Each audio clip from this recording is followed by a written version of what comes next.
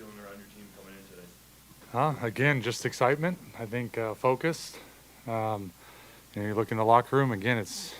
We've not been shy about saying every game we play down the stretch was going to get bigger. I think the guys understand what's at stake. I think they're just focused on starting this game and playing it for 60 minutes, one at a time.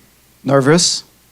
I can't speak for everyone in that locker room, but I think if you don't have some kind of feeling in your body that's a little different, I don't know that's a bad thing. I think our guys are prepared and ready, but I expect everyone to feel a little bit different with what's at stake with the game, and I think that's completely normal. So it's all about how you control emotions and how you control it throughout a course of a game, but our guys are ready, I can tell you that. He was on the roster as a game-time decision, so I think we're focused on the guys they put on that thing. Also know their schematics and what they do, and know that they're a great team. With the guys on their roster, they'll replace them if they have to, and we'll be ready for them. How much of a memory do you think you guys are creating? Is that in your mind at all? We have memories for each other, that's for sure. I feel like this is a special group of men that have come together. I think this whole organization is very proud, and excited about the opportunity we presented ourselves.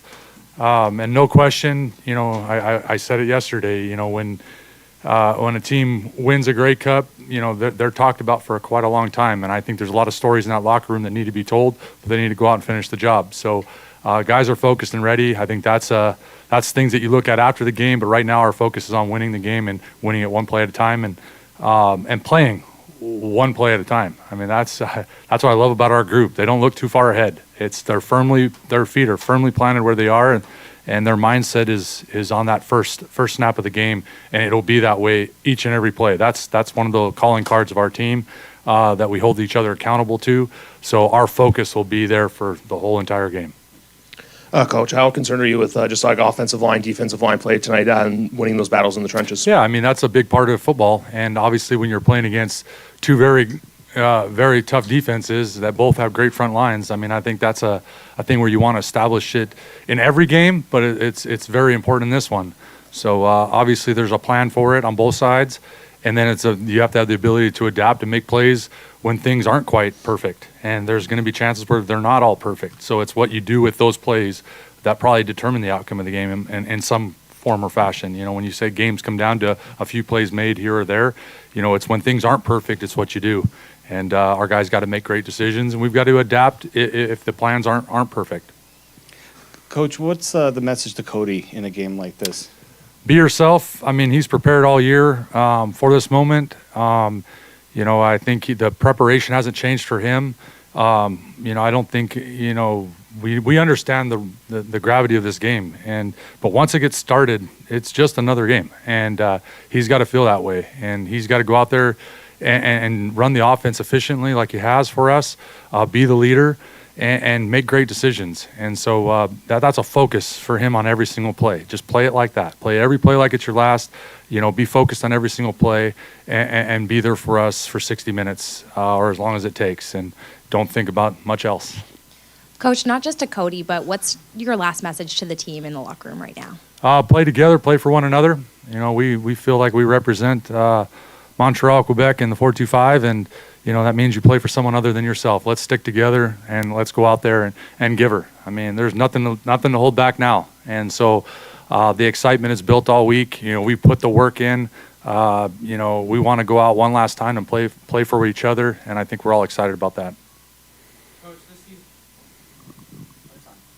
Coach, this season your team has used some quirks in the Canadian rules, like the short kick, to gain some ground on offense.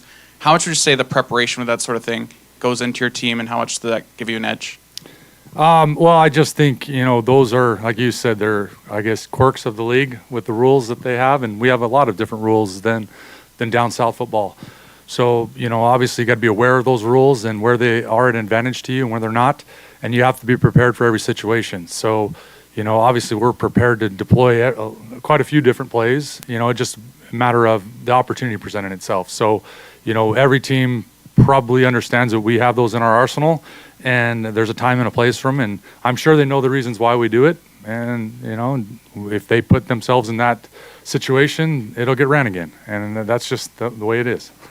Yep. Coach, just another one for me. Obviously, you guys have had fast starts the first 2 games against Hamilton and against Toronto. How important is that going to be tonight with 2 high-flying defenses out there? Yeah, I think you know, momentum in a game is a real thing. I think you want to always have it on your side, and obviously starting fast is better than not, in my opinion. But it's really how you deal with maybe not a perfect start. So you know, obviously the last 2 games we've created turnovers on the first 2 drives on our defense has. And, you know, that's a big deal for us. You know, that's the way we like to play football. So, you know, you can't count on it every week, but, you know, surely that would be a perfect plan going to start the game. But, again, we just want to play 60 minutes, play them one at a time. And, you know, don't worry about the would have, could have, or should have. Just focus on each and every play and keep that focus for the whole game. Coach, have you reached out to anyone, or has anyone reached out to you about this game late in the day, if you will?